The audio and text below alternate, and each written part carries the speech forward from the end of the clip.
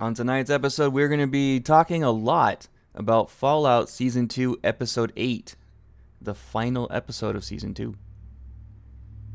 We have a new single-player TTRPG from Modiphius. It's id Software's 35th anniversary, and Wolfenstein 3 is coming, eventually.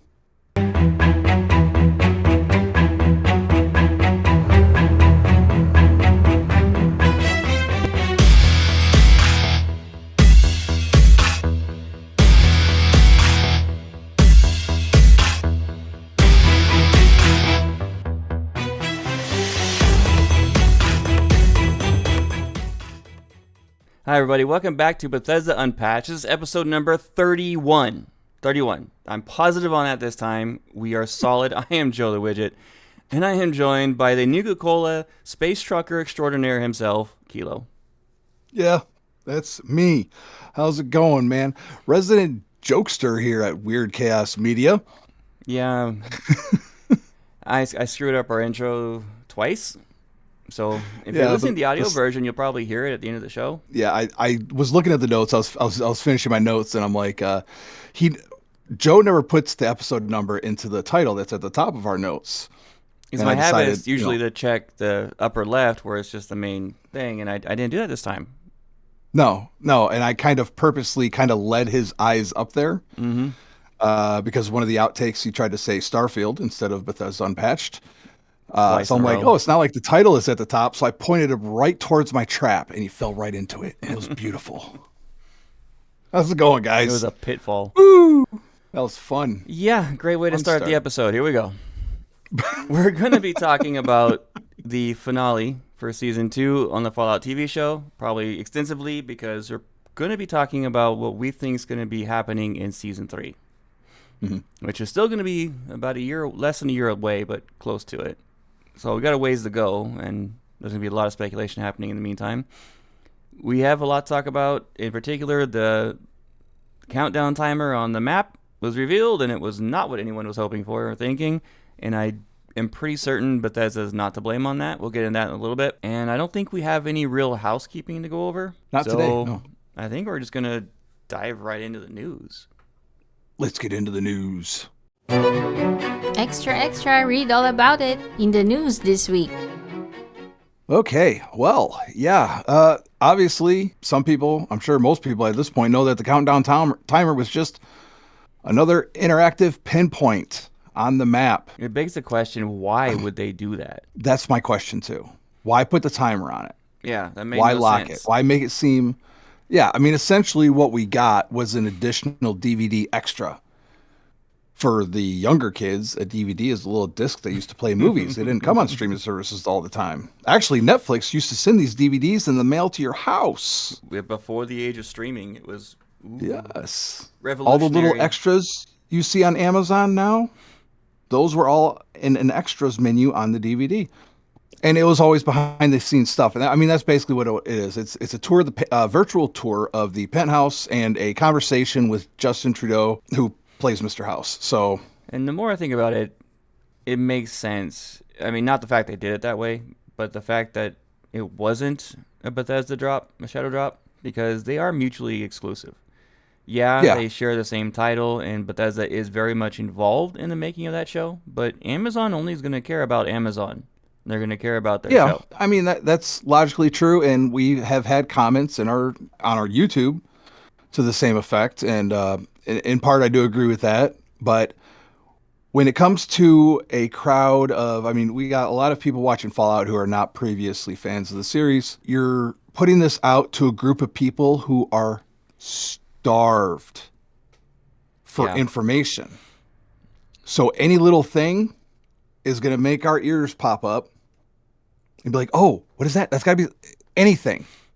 It's like taking a bunch of people starving kid who are extreme fans of water and are currently like dehydrated to near death in an oasis, and then they see an oasis of a mirage, and they're going for it, and everyone's fighting for that one little drop, only to get there and find out it's just another bush. Yeah. Okay, Amazon, doing your thing, but that was a rough thing to do to a bunch of people who just I saw a lot of people more at this point, blaming Bethesda directly for this, and that is not fair to them because they had nothing to do with it. That was my knee-jerk reaction too. I'll fess to it. That was the first. As soon as I heard that, I sent it to Wigit, and I was just like all caps, texting him. Like I was so pissed. But this is not Bethesda. This is obviously an Amazon decision. They're in charge of the show. Of course, we got Todd Howard is kind of guiding the ship, but he's not the captain, not of the television show in all aspects. So the director and producers are the main people involved in that, and their marketing team of Amazon, I think they did that just to get people's false hopes up and get them excited about the show and get news out there. It was kind of underhanded thing to do. It's hard for me to believe that as deep as their involvement is in the series, how much that all the showrunners and show producers and creators, all the effort they had to go through to get the lore and get the information from the original series to make the fantastic show that it is. I find it difficult to believe that they did not know what they were doing. Yeah. That they did not know that they were going to get the response about it that they did. And I didn't even know there was a map before that countdown timer showed up. So, I mean, maybe that was part of the plan, but it was cruel. Would they say bad press is better than no press? Yeah, I mean, yeah. So anyways, moving on from that crap. Mm-hmm. But we don't know much about the remasters that are coming. Fallout 3, Fallout New Vegas. Fallout 3 is still in the works. Fallout New Vegas is whatever. We don't have any solid information as far as dates or anything like that. So we just know what we've been told and what's been thrown down the pipeline that can be sourced out as not being so much a rumor. And that was the court documents that showed that Fallout 3 Remastered was scheduled to be released shortly after Oblivion. That's the only fact that we have to go on. Right. And right now, developers at Bethesda have been saying that their goal is to make sure it's as polished and as successful a release as Oblivion 4 was. Hopefully more, honestly. Hopefully they put... I would not mind waiting for Fallout 3 since it was my first Fallout. I would not mind waiting for it to be a good product. Let us know. Keep us in the loop. Let us know what's going on. Let us know when you guys plan to release it. That'd be great. Hey, tell us. Give us a time frame or what you're working on or what phase we're in. 2026, something. Yeah. And the thing that always cracks me about Fallout New Vegas Remastered is that that has never been officially announced in any way, shape, or form. That's only been a rumor. Yeah. As far as only I been know. a rumor, and people have made it the gospel at this point. Yeah. Nintendo had a Nintendo Direct, actually, as of recording today. We got some stuff for Nintendo Switch coming. We got Indiana Jones. We got Fallout 4. Yes. Oblivion Remastered is also coming. And these are either going to be digital or code in box. They're going to be code in box releases. Yep, and we're looking at physical. Indiana Jones is coming May 12th. Elder Scrolls will be coming later this year, and Fallout 4 is going to be April 7th. Yeah, that's Elder Scrolls 4 Oblivion Remastered. That's one coming later this year. Yes, Fallout 4 Anniversary Edition will be releasing on the Switch 2 on February 24th. Pre-orders are live currently. Oh, sorry, April 7th was something else entirely. According to sources, Starfield for Switch 2 is either delayed or canceled. The source being Shinobi. Yeah. Which is, again, not 100% true. We don't know. They've been pretty accurate in the past, but not perfect. Yeah. They also were kind of ambiguous. Mm-hmm. He said it was being pushed out, but it wasn't clear if that meant if it was going to be longer before we saw it or if it was going to be canceled altogether. My guess is it would be a delay. Yeah. More than anything. The big thing about Starfield, though, is that Starfield. Yeah, there's a huge leak going on here about it being released on April 7th, as you were saying. Yeah, April 7th. Yeah, and it comes from PPE, which is a Polish creator. Go to the site, and everything's in Polish. But supposedly, this person is pretty good when it comes to leaks, but of course, as with anything, they could be wrong. With it going live on, coming or may not be coming to Nintendo. Mm-hmm.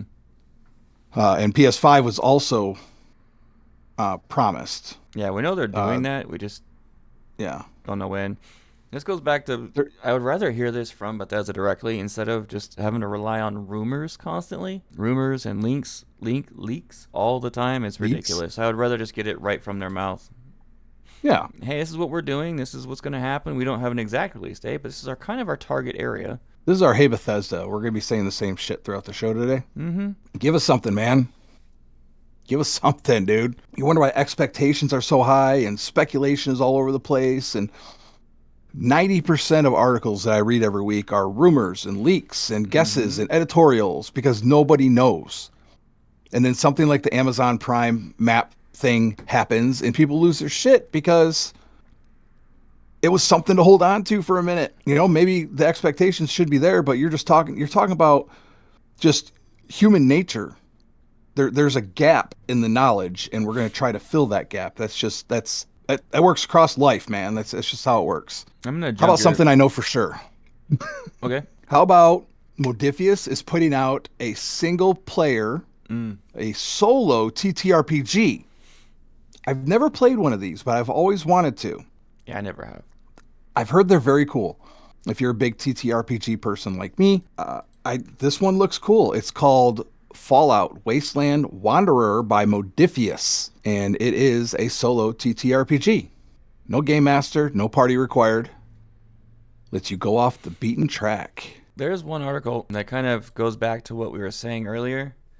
That was the one with Todd Howard's interview. Yeah. Where they talk about Todd Howard jokingly, comparing it to Half-Life 3. There's so many problems with this article. And it goes back, it goes back to the fact that Bethesda's being absolutely tight-lipped about everything. And I think that Todd Howard has a lot to do with it. Yeah. Based on some of the things he said in this. Yeah. I wanted to talk about that. That's why I put this in here, is I wanted to talk about this. So first of all, the one thing that he's reiterated here in this article is that speed isn't the goal, which is kind of insane. I think Microsoft's pushing back on him, and that's why he's saying that, because they're concerned about the speed of Bethesda, which is valid. The article also says that Elder Scrolls 6 is likely to be Todd Howard's last project. He says that. Todd Howard himself says that. Thing that I thought was interesting was that Half-Life, when he brought up Half-Life 3, what they're saying about it on the article was not what he said. There's no context to it, really. I think Half-Life 3 will do fine, right? So even though in the moment, how do I bring that closer to reality today? Because I want to play it, those gaps, these are still evergreen franchises that I think when they come, it's about just doing it right. No, Todd. Absolutely not. And for one, Half-Life 3 was never announced to even be a reality ever. Yeah, and I think he said that in jest, but his main point, his main point is that Half-Life is one of those series, like Skyrim, that does have an evergreen quality. People are still playing Skyrim like crazy today, and that was released back in 2011. So 17 years later, people are still playing, and they're assuming Elder Scrolls is going to be like that, and that it somehow justifies the length of time for development and release, or announcements and release. I don't agree with that statement. Mm-hmm. And the main question I have after reading this article, because it doesn't give us any answers, because of course it doesn't. Right. But the thing that it brings up that I'm wondering about is, what does Bethesda look like post Todd Howard?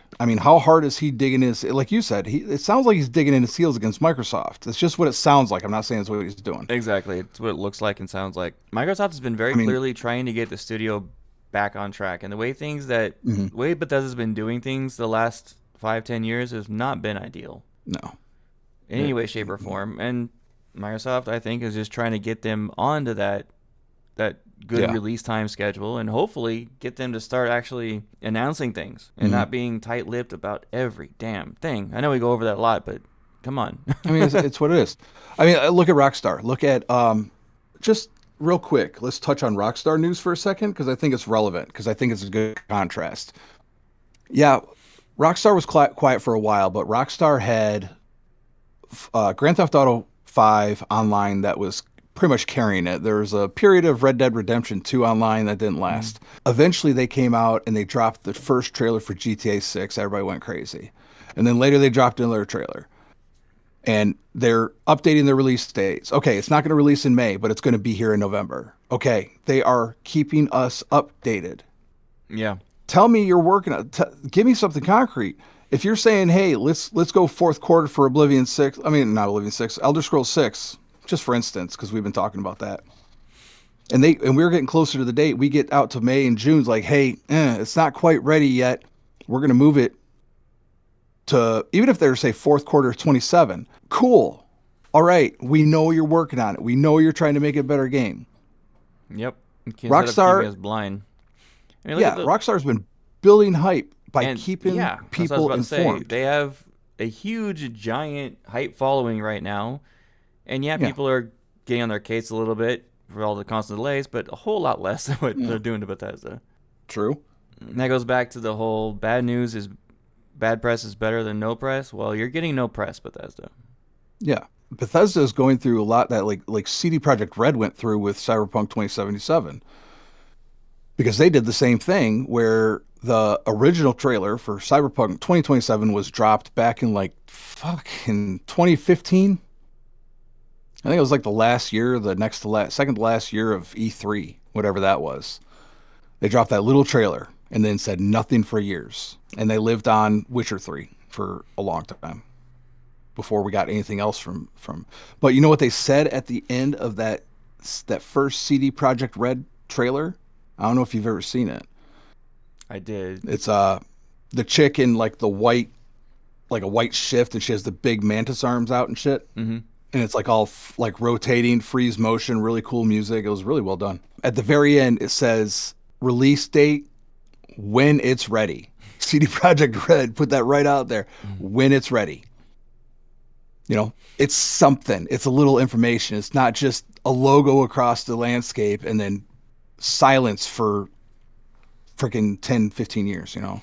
I understand Bethesda's fear of making the game perfect on release, especially with all the crap that people pull with them in particular, because they're the favorite punching bag, no matter what they do. But we still need to hear what's going on. Yeah, the silence isn't helping. If anything, I think it's exasperating. Yeah, it's making things worse. Exacerbating the situation. Yeah. Anyway, more news. Okay. I don't know if you want to get into the Fallout. Oh yeah, we'll talk about this a little bit because Fallout's finale means you need to replay an older game, and it's by Black Isle, not by Bethesda. They're talking about Fallout Tactics: Brotherhood of Steel, which was not greatly received. However, one of the key locations in that was Vault Zero. Mm-hmm. Vault Zero on my notes is located. For talking about the episode. The Cheyenne Mountain Complex. We can talk about more about that, but yeah, where supposedly the ghoul is heading. It's a location in Brotherhood of Steel. So there you go. Sorry, I didn't mean to ruin your notes. Yeah, I destroyed them. We'll talk about it more. We'll get a little more in-depth because I got pretty hyped when I saw that. This one's actually kind of interesting, and I like this idea. I want to talk. This is an idea that I found on Reddit, and it's called Fallout Zero. And this is not Bethesda or anything like that. This is just an idea that a dude came up with. Basically, what it would be is instead of hundreds of years after nuclear war wipes everything out, these are the days following the Great War. And you would have to survive the breakdown of society, the failure of infrastructure, the madness of the people left outside of the vaults. And that sounds awesome. The obvious downside here is that Fallout Zero could be full of potential lore contradictions. I like to set my stall out right now and say I don't care, at all. I mean, that's the same thing that people said about Fallout 76 too. So I kind of hate that this is a great point though. I kind of hate that we've ended up in a world where every release has to carefully stick to established canon so as not to annoy overzealous fans. Yeah, I'm with that. Yeah. Because we see a lot of people hating on an amazing TV show because it kind of slightly deviates from what they think it should be. Right, and that's the gap. I think we talked about this last week or the week before. It's the gap between we talked about King Fan Man. The gap between Bethesda's Fallout and Interplay Black Isles Fallout, the originals. And it does. But again, like we said on the Kingcast, you can go back and watch that. Go see King Fan Man right here on YouTube, or over there on YouTube if you're listening to the audio. Bethesda may not have started this thing, but they've taken it to what it is today, and it's been pretty successful. So, it'd be one thing if it was a Star Wars situation, right? And we're talking about the 3 sequels and the shit show that is. I get it if that would be the case, but in this particular case, the success did not come to what it is today from A New Hope. It came from The Force Awakens, so it's kind of hard to be mad at that. Yeah, Bethesda's done far more for the franchise than the original studios did, and by a mile. Mm-hmm. Anyway, Fallout 76 has an interesting interview that came from John Rush, the creative director, saying that they're going to start focusing on developing inward and making the Fallout 76 more, how do you put it, thicker from the inside out. Because they've been adding new content on the outsides, but the game has limitations. You can't just make it an endless world.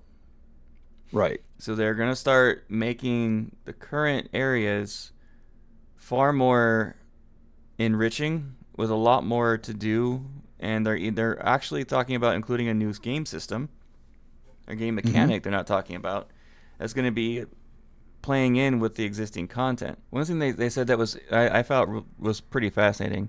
We can't just continue making the map bigger and bigger, he noted. This pragmatic approach aims to provide players with more fulfilling experiences with known territories, a strategy that has previously succeeded. Last year's changes to the camp construction system in Fallout 76, which was an amazing update, which allowed players to create more ambitious settlements across diverse terrains, serves as a prime example of how enhancing familiar locations can enrich gameplay. And all those YouTubers on there that was jumping on the Bethesda hate bandwagon saying it's so terrible, I hate it, you guys are idiots. Yeah. It was one of the best things they've done to that game yet. And every player agrees. So yeah, I'm enjoying a lot of good stuff coming to 76. They're still going. They got a full head of steam on that game, and I love it. Speaking of which, new mini season. Mm-hmm. Raiders and Romance.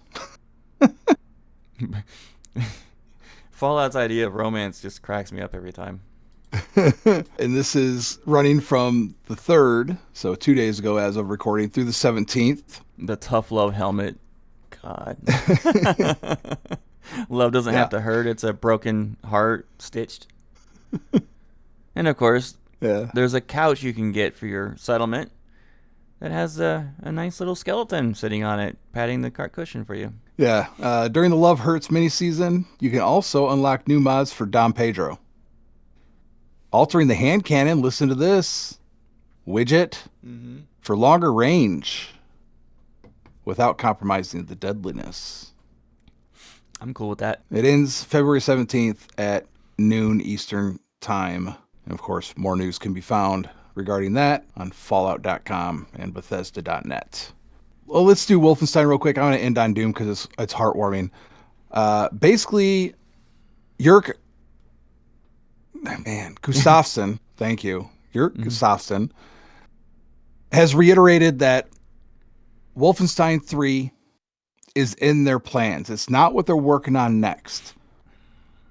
He said it can be now, it can be later, but we are not done with it. Basically confirming that Machine Games will make Wolfenstein 3 eventually. We just don't know when. It is not the current project that they are working on, and of course there was no elaboration there. There we go. And the whole thing of Doom being heartwarming just kind of made me chuckle. It's 2 words that don't go together normally. It normally doesn't. However, we have a young gentleman here, is in the hospital he's on hospice.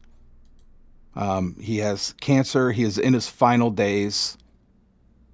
And he put up a post on the Doom subreddit.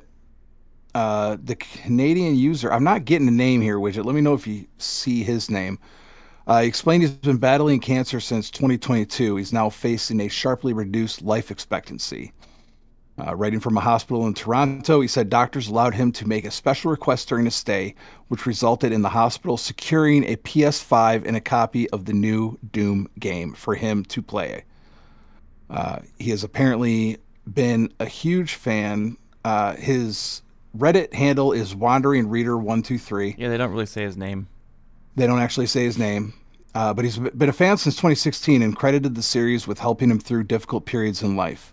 He explained that financial issues had previously prevented him from buying the new game, making the opportunity to finally play it feel especially meaningful. And developers replied. Hugo Martin, I believe. Yeah, Hugo Martin wrote back to him. He said, "Hello, Hugo here. Thank you so much for your support and know that all of id salutes you, brother. I tell the team all the time, people care about our games, and we have to put the same amount of care into making them. It has been the honor of our professional lives making these past 3 games for fans like you. To make the Slayer feel strong in Doom, we infuse him with all the attributes of a true old-school hero. We give him strength, courage, and heart. We make him like you. Rip and tear, my friend. You are the real Slayer. Best, Hugo." That is just awesome. Yep.